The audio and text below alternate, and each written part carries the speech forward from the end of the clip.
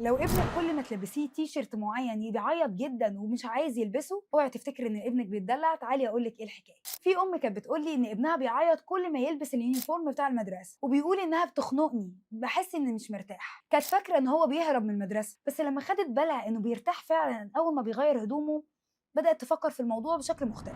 في أطفال عندهم حساسية زيادة في حاسة اللمس، واللي بنقول عليها تاكتايل سنسيتيفيتي، يعني جسمهم بيتضايق من علامات الهدوم، ملمس معين في القماش، الضيق اللي في الياقة أو الكم، أو حتى درجة الحرارة. وللأسف في أطفال مش بيبقوا عارفين يشرحوا ده، فبيعبروا عنه بانفعال أو رفض تام. طب تعملي ايه؟ راقبي ايه نوع الخامه اللي بتضايقه، جربي هدوم بملمس قطني ناعم من غير تطريزات باينه، اساليه تحب ايه يلمس جسمك، او جربي انت معاه انواع مختلفه. ما تقلقيش من التكرار، لو ارتاح في نوع لبس معين سيبيه يلبسه كتير، مش هيحصل حاجه. لو قابلتي الموقف ده قبل كده شاركيني تجربتك في الكومنتات، او ابعتي الفيديو ده لاي ام تكون مش فاهمه هو ليه ابنها بيرفض يلبس حاجه معينه.